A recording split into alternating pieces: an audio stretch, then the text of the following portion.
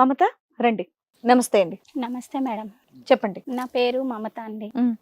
మా అమ్మ వాళ్ళకి మేము నలుగురం అండి. మా అక్కయ్య వాళ్ళందరూ మ్యారేజ్లు అయిపోయాయి. వాళ్ళకి అందరూ మంచిగానే కుటుంబాలు మంచిగానే ఉన్నాయండి. వాళ్ళు మంచి ఫ్యామిలీకే ఇచ్చారు. వాళ్ళు అందరూ ఆనందంగానే ఉన్నారండి. మాకు ఈ అబ్బాయి హరి అనే అబ్బాయి మంచిగా వచ్చాడండి. సంబంధం వస్తే ఇక మంచిగానే ఉన్నాడు కదా అని చెప్పి మ్యారేజ్ చేసేసారండి. మేము కూడా మంచిగానే ఉన్నామండి. నాకు కాలు కింద పెట్టకుండా బాగా చూసుకున్నాడు. నాకు 2 అమ్మాయిలు పుట్టారండి. వాళ్ళకు 5 years ఒకరు, 6 years ఒకరు ఉన్నారండి. ఓకే. మంచిగానే ఉన్నామండి. అంతా బాగానే చదువుకుంటున్నారు. పిల్లలు బాగానే ఉన్నారు. అంత లోపలే మాకు చుట్టాల వాళ్ళది మ్యారేజ్కి వెళ్తున్నామండి. వెళ్తున్న టైంలోనే మాకు కారు గుద్దేసి యాక్సిడెంట్ అయిపోయింది. ఎవరికి? నాకే అయిందండి. ఓకే. అయితే అక్కడ ఇక నాకు వెన్నుపూస బొక్క మొత్తం విరిగిపోయింది. ఇంకా కంప్లీట్గా బెడ్ రెస్ట్ అని చెప్పేశారు వాళ్ళు. ఓకే. అంత లోపలే ఏం చేయాలో అర్థం కాక నాకు ఒక పని మనిషిలాగా ఉంటే కొంచెం నాకు హెల్ప్గా ఉండాలి కదా, పిల్లల్ని నా భర్తని చూసుకోవాలంటే కూడా ఒకరికి ఉండాలి కదా మాకు అని చెప్పేసి ఒకరు కావాలని చెప్తుంటే అంత లోపలే ఒక అమ్మాయి సునీత అనే అమ్మాయిని ఇంకా మాకు తీసుకొచ్చారు. ఇంకా పని మనిషిగా ఇంట్లో మాకు అన్ని బాగా చూసుకుందండి తను. యాక్సిడెంట్ ఎంతకాలం అయింది మీకు? మాకు 2 years అయిందండి. 2 years అయింది. ఇప్పుడంతా సెట్ అయిపోయిందా? బాగానే ఉన్నారా? పర్వాలేదండి. నా పనులు నేను చేసుకుంటున్నాను. అంతలో ఇంకొక అమ్మాయి కూడా ఉంటే నాకు కొంచెం హెల్ప్గా ఉంటుంది కదా అని చెప్పేసి ఒకరిని పని మనిషిలాగా పెట్టుకుందాము. కంటిన్యూగా అవుతుందండి అని తను ఇంకా నాకు బాగానే చూసుకుంది. అన్నీ బాగానే ఉన్నది. నాకు ఒక సొంత చెల్లెలాగా నేను ఆమెను చూసుకుంటున్నాను. నావి అన్నీ ఆమెకు బట్టలు కానీ అన్నీ నేను మంచిగా ఆమెకు అన్నీ కొని పెడుతున్నాము. అందరూ మంచిగానే ఉంది. అంత లోపల తనకు కళ్ళు తిరిగి పడిపోయిందండి. పడిపోతే హాస్పిటల్కి తీసుకెళ్ళాను. హాస్పిటల్కి తీసుకెళ్తే అక్కడ ప్రెగ్నెంట్ అని చెప్పేసి కన్ఫర్మ్ అయిందండి. కన్ఫర్మ్ అయినేసరికంటే అంత లోపల ఆవిడ మీ ఇంట్లోనే ఉండిపోద్దా లేకపోతే వెళ్ళి వస్తూ? లేదండి, మా ఇంట్లోనే ఉండిపోతుంది. ఇక మొత్తం మా ఇంట్లో ఒక ఫ్యామిలీ లాగా చూసుకున్నామండి తనని. భర్త ఉన్నాడు, వదిలేసాడు, బాగా చూసుకుంటలేడు. తను ఒక్కదాన్నే ఉంటున్నానంటే ఇంట్లోనే ఉండి పని చేయడానికి కంఫర్ట్ గా పెట్టుకున్నారు. అవునండి, 24 hours ఇంకా మా దగ్గరే ఉండి ఇంకా మాతోనంటే మా ఫ్యామిలీలో ఒక ఆమె అని చెప్పేసి మేము మంచిగా ఒక సొంత చెల్లె కంటే ఎక్కువ చూసుకున్నామండి మేము. అలానే ఉండిపోయింది. ఒకరోజు ఇలా కళ్ళు తిరిగి పడిపోతే హాస్పిటల్ తీసుకెళ్ళాము.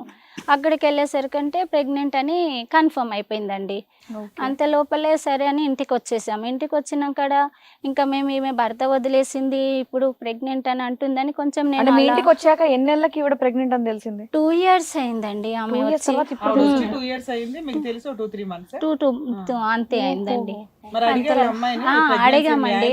అయితే ఆమె ఒక రోజు నేను ఊరెళ్ళేసి వస్తా అక్క అని చెప్పి ఊరు వెళ్ళిందండి. మధ్యలో వెళ్ళింది.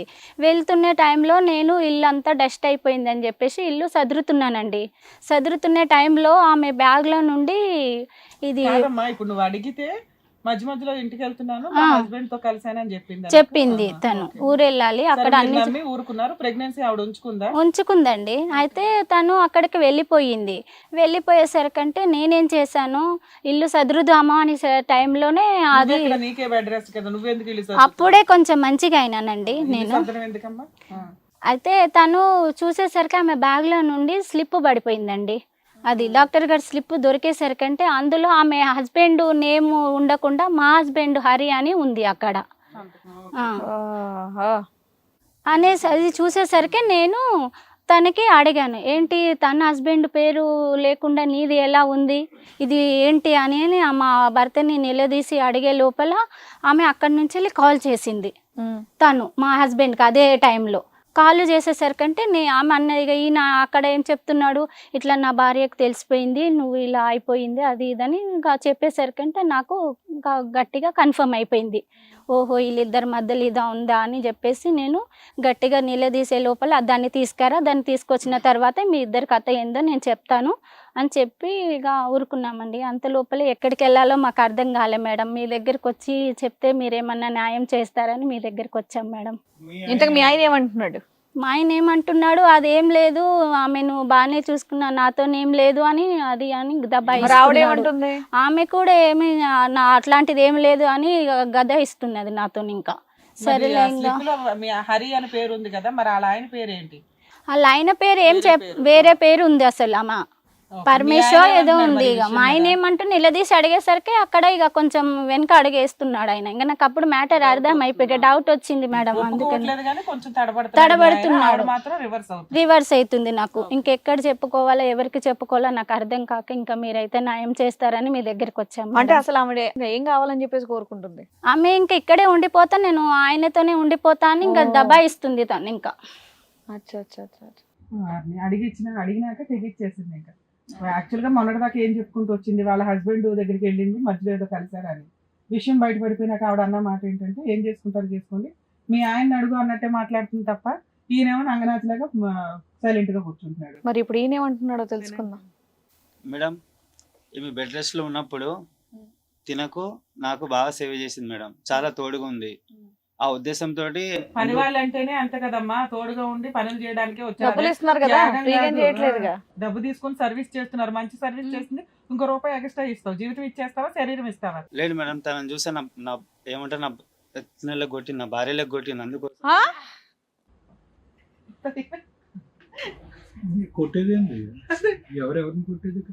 భార్యలా కొట్టిందని తన భార్య వచ్చి మొహం మీద పగలు కొట్టుంది. కాదు మేడం, అట్లా అనకండి మీరు. అట్లా అనకండా, భార్యలా కొట్టడం ఏందయ్యా? ఎవరిని చూస్తే వాళ్ళు భార్యలా కొడతారా ఏంది? అంటే ఆ ఉద్దేశంతో అనలే మేడం, అదే చెప్తున్నా. కాదు ఇప్పుడు ఈమె 2 సంవత్సరాలు బెడ్ రెస్ట్ లో ఉంది కదా, ఇప్పుడు ఈ తినకు ఇంత బాగా సేవ్ చేసింది, అదే నాకు కూడా బాగా చేసింది, 120 పెట్టింది. అమ్మలాగా కనిపించారంటే అది దండం పెట్టేంత గొప్పతనం. తన అమ్మ కాదు కదా మేడం, భార్యలాగా కనిపించారంటే చండాలంగా ఉంది. జీతం ఇచ్చావా? ఫ్రీగా ఏమన్నా ఫ్రీ సోషల్ సర్వీస్ ఏమైనా చేసిందా? అంటే తను నాకు నచ్చింది మేడం అంతే. మరి అది చెప్పొచ్చు కదా, భార్యలా కొట్టడం ఏంది? అంటే తను చూసి నా భార్యలో కొట్టిందని చెప్పి. అది ఎప్పటి నుంచి అనిపించడం మొదలు పెట్టింది? ఫస్ట్ నువ్వు క్రొనాలజీ చెప్పు. ఆవిడ వచ్చి 2 years అయింది, ఎప్పటి నుంచి భార్యలాగా అనిపించింది, ఎప్పటి నుంచి పనమ్మలా అనిపించింది? ఒక 1 year బాగా సేవ చేసింది. ఎందుకో ఈ అమ్మాయి కూడా ఉంటే బాగుంటదని ఆ ఉద్దేశంతో నేను. ఎలా కనెక్ట్ అయ్యారు? లారీ డ్రైవర్ మేడం, కానీ ఇద్దరిని బాగా చూసుకున్నా మేడం, ఎవరిని నేను తక్కువ చేయలే. నువ్వు తక్కువ చేసి ఎక్కువ చేసావు అనేది మాకు తెలుసులే, కానీ అది పక్కన పెట్టు. కావాలని తిన కూడా అడగండి ఎంత బాగా చూసుకున్నాను. కానీ నీ అసలైన రంగు ఇప్పుడు తెలిసింది. వేరే ఆడది వచ్చి నాలో ఏం రంగు ఉంది సార్, నేను కష్టపడతాను కదా సార్. నువ్వు ఆ కష్టం వేరే, ఈ కష్టం వేరే. ఈ కష్టం ఏంది? దరిద్రం. అంటే సేవ చేసిందని నాకు ఇష్టపడ్డా సార్ నేను ఆమెని. అంటే సేవ ఎవరు చేస్తే వాళ్ళేనా? అంటే అందరు ఎట్లా కుడతారు సార్, కొందరు ఏంటి? ఈవిడలో ఉన్న స్పెషల్ సర్వీస్ ఏంటి? అసలు అక్కనో అమ్మనో ఎందుకు చూడలేకపోయావో అంత సరే. అక్క నా అమ్మ కాదు కదా, భార్య తనలోనే నా భార్యను కూడా చూసుకున్నా. భార్య కనిపిస్తుందా? అక్క అమ్మ కనిపిస్తుంది. భార్యని కాదు మేడం, తనలో నా భార్యను చూసుకున్నా కదా. నేను తప్పేం పని చేసినా మేడం చెప్పండి? మరి తప్పున్నారా? ఏం మాట్లాడుతున్నావు? తప్పేం చేసినా సార్ మీరే చెప్పండి. నీ భార్య తప్పు చేసినా మీరు ఒప్పుకోండి, నేను ఇప్పుడే జైలుకి వెళ్తాను. నేనే తప్పు చేశాను చెప్పండి. అంటే ఒక అమ్మాయిని ప్రేమించడం తప్ప, అమ్మాయిని పెళ్లి చేసుకోవడం తప్ప, మోసం ఇద్దరు ఆడపిల్లలు ఉన్నారు తప్పే. అంటే తినకు సేవ చేసింది కదా, తోడు ఉంటుంది. అలా కదయ్యా, ఒక సింపుల్ ఎగ్జాంపుల్. అరే నువ్వు మంచాన పడతావు ఈ రోజు కాకపోతే రేపైనా, మీ భార్య ఏమో వచ్చి నీకు సేవలు చేయలేక ఒక మగాడిని తీసుకొచ్చి పెట్టుకుంటది. మొదలు పెట్టమంటావా? అవును కూడా ఆ కార్యక్రమం మొదలు పెట్టమంటావా? ఆడేమని పెట్టుకోవాలి, మగాళ్ళు ఎందుకు పెట్టుకుంటారు? ఆడేమని పెట్టుకోవాలి? నువ్వు ముందే చెప్పి యాక్సిడెంట్ చేయించుకుని మంచమే పడుకుంటావు, నాకు ఆడవాళ్ళని పెట్టు పనులకి. అంటే నేను ఎందుకు చేస్తున్నా సార్ అది?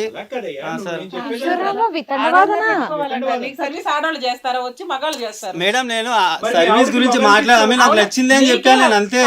నేను సర్వీస్ గురించి మాట్లాడాను. సరే అయ్యా, ఇప్పుడు మీ ఆవిడ కూడా నాకు ఆయన నచ్చాడు, ఆయనలో నేను నిన్ను చూసుకుంటానని చెప్పేసి అంటే నువ్వేం చేస్తావు? మా ఆవిడ అలాంటిది కాదు, చాలా మంచిది. అంటే నువ్వు చండాలుడు అని ఒప్పుకుంటున్నావుగా, నువ్వు చేసిన తప్పని ఒప్పుకుంటున్నావుగా. నేను చేసిన తప్పేంటని చెప్పేసి అన్నావు. ఆమెను మోసం చేశాను, ఈమెను మోసం చేశాను అడుగు. ఇప్పుడు మీ ఆవిడ కూడా అదే అంటది, ఏం చేస్తావు అప్పుడు? మోసం చేయలేదంట, ఏమంటావు? మోసం చేయలేదని కనిపిస్తుంది కదండి అక్కడ. అలా ఏదో చేశాను, అక్కడ నీ పేరు ఉంది కదా, నీ పేరు ఉన్నది అక్కడ దబాయిస్తుండే. నా ముందేమో మింగినట్లు మాట్లాడావు, ఇక్కడికి వచ్చి రేస్ చేస్తున్నావేంది? మేడం అదంతా నాకు వద్దు. తనంటే నాకు ఇష్టం, తినంటే నాకు ఇష్టం, ఇద్దరంటే ఇష్టం. ఇద్దరితోనే ఉంటా నేను, మీరు ఏమైనా చేసుకోండి, నాకు సంబంధం లేదు. అలా నేను ఒప్పుకోను మేడం, నేను ఒప్పుకోను మేడం. చేసుకోండి, నేను ఇంతే, ఇద్దరిని మెయింటైన్ చేస్తా. దానిలో తప్పేంది మేడం చెప్పు, మీరే తప్పేముంది చెప్పండి.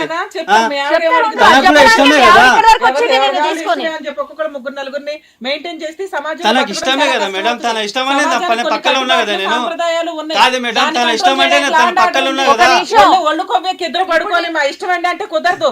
అదే తన ఇష్టం అంటేనే కదా. నువ్వు ఎందుకు ఒప్పుకోవట్లా? ఎందుకు ఒప్పుకోవాలి మేడం? ఎందుకు ఒప్పుకోవాలి? 3 ముళ్ళు కట్టా నేను. సరే మరి ఇప్పుడు వాళ్ళకి ఆహా పోలీసులు నీకు వాళ్ళిద్దరు ఇష్టం ఒప్పుకుంటాను మరి మీ ఆవిడకి ఇష్టం లేదు కదా అట్లా ఎట్లా ఆవిడ మేడం? ఉండడం అవసరం లేదు. నీకు ఒక ఇష్టం కూడా అమ్మాయికి అదే ఇష్టం కదా. కదా? లేదు మేడం, నాకు ఇద్దరు కావాలి.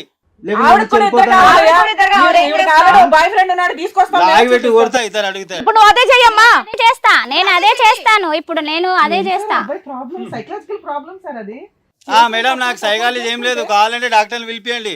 ఇక్కడ డాక్టరే ఉన్నారు, మీకు ఇక్కడే ఉన్నారు డాక్టర్ డాక్టర్. అక్కడ ఏ డాక్టర్ని పిలిపించాలి నీకోసం? ఇంకా ఏమనంటే ఇట్లా అంటారు సైకాలజీ. నువ్వు ఆవిడతో ఉండడం అనేది ఆవిడకి తనంటే నాకు ఇష్టం, ఆలోచించుకోవాలి. సేవ చేసింది మేడం. నార్మల్ గా ఇది ఒక ఆలోచించుకోవాలి. కాదు, నేను ఇంకా చేయలేదా ఎవరిని మేడం? ఇష్టపడకూడదు, పెళ్లి ఒక్కరిని చేసుకుని ఎన్ని ఇష్టపడాలా? సంవత్సరాలు? ఇప్పుడంటే ఒక 2 years అయింది అంతే. అట్లా ఎట్లా? నాకు తిను కావాలి, తను కావాలి, నాకు ఇద్దరు కావాలి. ఓ హలో, ఇప్పుడు మీ ఆవిడకి ఆవిడ ఉండడం అనేది ఇష్టం లేదు, ఏం చేస్తావు? లేదు, నాకు అంత సంబంధం లేదు మేడం. నాకు ఆమె కావాలి, ఈమె కావాలి, ఇద్దరు కావాలి. ఇప్పుడు ఈవిడకి ఆవిడ ఉండడం అనేది ఇష్టం లేదయ్యా, అప్పుడు ఏం చేస్తావు? ఇప్పుడు ఈమె ఆరోగ్యం బాగాలేదు మేడం, అట్లా నేను నడి మధ్యలో వదిలే నేను. సింపుల్ గా తెలుస్తున్నాడు కదా ఇప్పుడు. లేదండి. నువ్వు ఒకటి మేము ఎంత అరిచినా కూడా బాధ నీది, అర్థమైందా? బాధ నీది. ఆయన చూడు, ఈమె ఒంట్లో బాగాలేదు, సేవ చేయడానికి ఆవిడ కావాలి, ఈవిడ కావాలి, ఆవిడ కావాలి. అతనికి సైంటిఫిక్ గా కౌన్సిలింగ్ చేయడానికి కూడా అవ్వదు. సార్ నాకు అంతా బాగానే సార్, మీరు మధ్యలో ఇట్లా అనకండి సార్. కౌన్సిలింగ్ అంటే ఇప్పుడు నువ్వు మాట్లాడకపోతే ఎవ్వరూ మాట్లాడరు. లేదండి, ఇప్పుడు నాకైతే ఇప్పుడు నేను ఆమె అయితే రావడానికి వీలు లేదు. ఒకప్పుడు వస్తే ఏం చేస్తావు? అతను ఇద్దరు కావాలండి. రానియనండి, నేను ఇంట్లోకి ఎందుకు రానియను, రానియవు? నేను ఎందుకు రానియవు? రానియను. సేవ చేసినంత ఎందుకు మాత్రాన రానియవు? మరి ఆమెకు ఎందుకు నెల పెళ్లి నెలకు చేసుకున్నావు? సాలరీ ఇచ్చినాం అమ్మా కదండి, ఇక్కడ మాకు చెప్పడం కాదు. జీతం ఇచ్చాం కదా, దానికి ఇంకా అయిపోయింది అక్కడ కదా. చెప్పమ్మా, అక్కడ చెప్పు. జీతం ఎందుకు ఇచ్చేసాం రావాలి కదా, చెప్పు. అవసరం లేదు. ఆమె ఎందుకు రావద్దు అవసరం లేదు? అక్కడికి, పెళ్లి ఎందుకు ఇక్కడ చేసుకున్నావు? రావద్దు. పిల్లలు ఎందుకు కన్నావు? కన్నము, పిల్లలు కాదు, కన్నప్పుడు ఎందుకు నువ్వు కన్నావు? అలాంటిది నువ్వెందుకు అప్పుడు? చేసుకున్నావు అది నేను తప్పు అడగాలి నువ్వు ఫస్ట్. చేసినావు. నేను నేను అడగాలి కాదు. నిన్ను, పెళ్లి ఎందుకు ఏం తప్పు చేసుకున్నావు? చేసిందయ్యా? ఏం తప్పు చేసినా నా చూపి మరి అక్కడ నేనే తప్పు proof. చేసినా చెప్పు, చూపి మళ్ళీ అక్కడ ఇంటికి కళ్ళ వచ్చినావు ముందు నువ్వు. కనిపిస్తుంది కదా, కళ్ళ ముందు కనిపిస్తుంది అక్కడ ఆమె ప్రెగ్నెంట్ ఊరుకో, చేసి ఏం ఉన్నది అక్కడ. ఏం మాట్లాడుతున్నావు? మాట్లాడుతున్నావు? కొంచెం ఇప్పుడు తెలివి DNA ఉందా నీకు? కాదు, ఇద్దరి మధ్యలో అక్కడ తెలివి సడవి ఎవరికి అది ఉంది ఉందా? అక్కడ. ఇంకా ఎవరికి నన్నే తెలియదు? దబాయిస్తున్నావా పిల్లలు నువ్వు? కనలేదు కదా సార్ మరి. పిల్లల్ని కన్నావు కదయ్యా, మరి ఇంకొక ఆవిడతో సంబంధం పెట్టుకోవాలని నీకెలా ఎలా అనిపించింది? అనిపిస్తుంది? బుద్ధి ఎందుకు లేదా? పెట్టుకున్నా మేడం? ఆమెకి యాక్సిడెంట్ అయింది కదా పెట్టుకున్నా.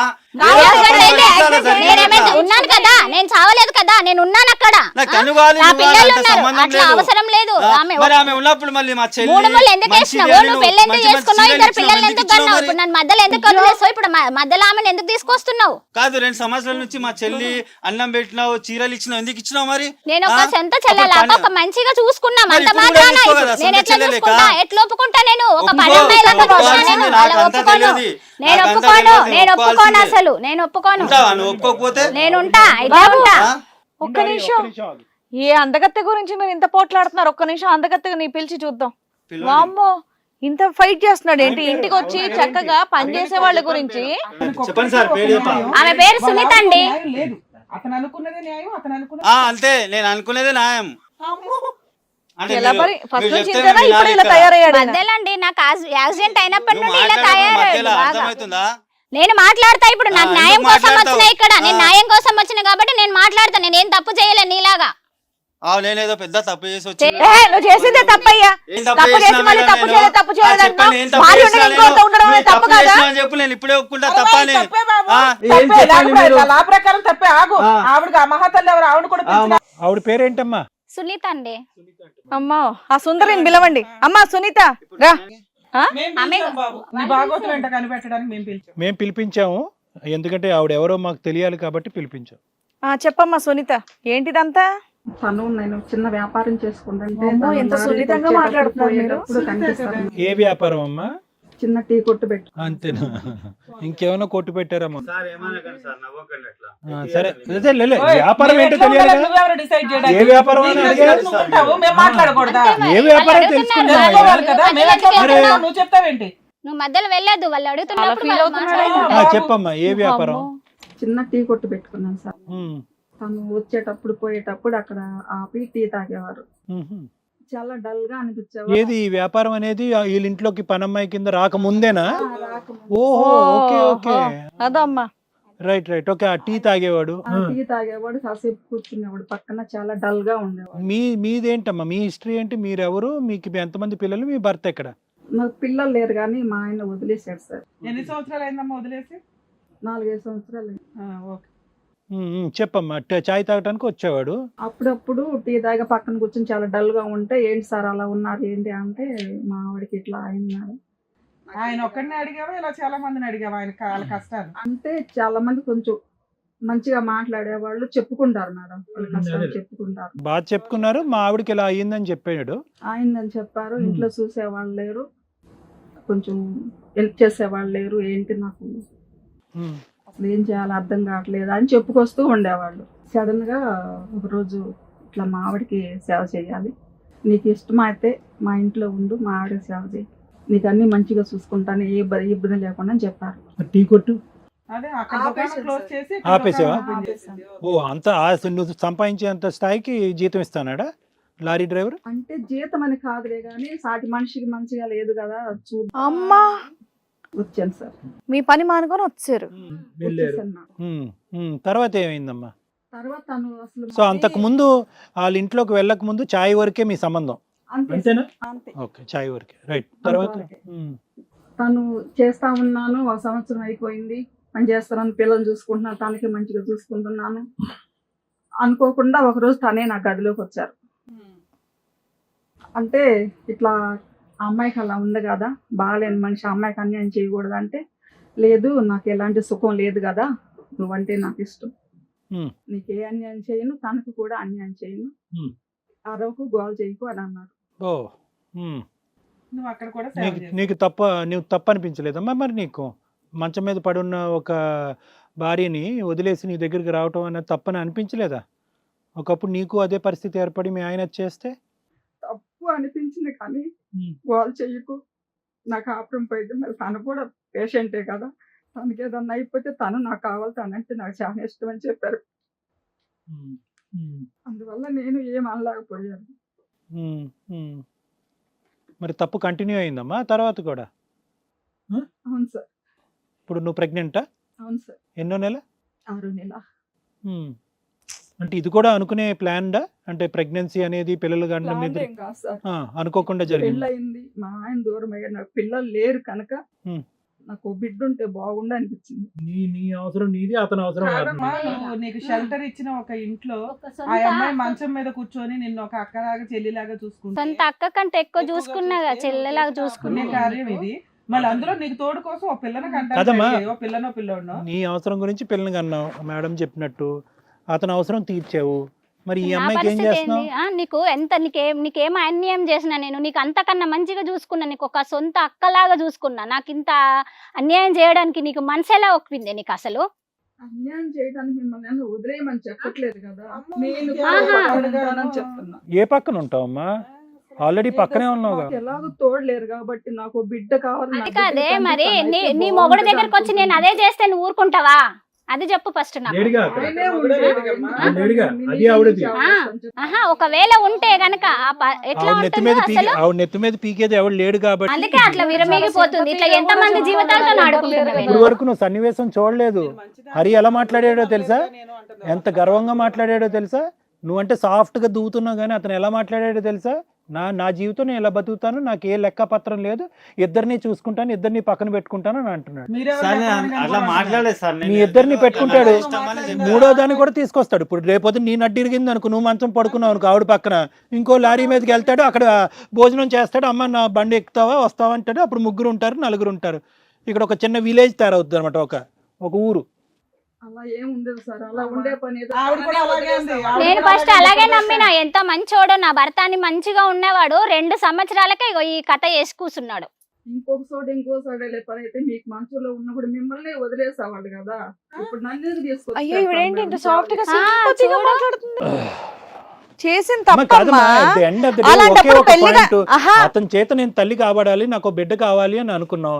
ఇక్కడ ఆ అమ్మాయి జరిగినటువంటి అన్యాయం కాస్తంత కూడా నీ కళ్ళలో ఎందుకు కన్నీళ్ళు వస్తున్నాయి నాకు అర్థం కావట్లేదు. ఈ రోజు నీ గురించి నువ్వు జాలి పడుతున్నావా? కాదయ్యా, ఆవిడ గురించి జాలి కాదమ్మా. పడుతున్నావా? ఆహా, మీ ఆయన వదిలేసాడని చెప్పేసి అన్నావు, నీకు బిడ్డ కావాలని చెప్పేసి అన్నావు. అలాంటప్పుడు పెళ్లి కానీ ఇంకొక అబ్బాయిని చూసి పెళ్లి చేసుకోవాల్సింది కదా. పెళ్ళైన వాడిని ఆల్రెడీ వాళ్ళకి 2 పిల్లలు కూడా ఉన్నారు.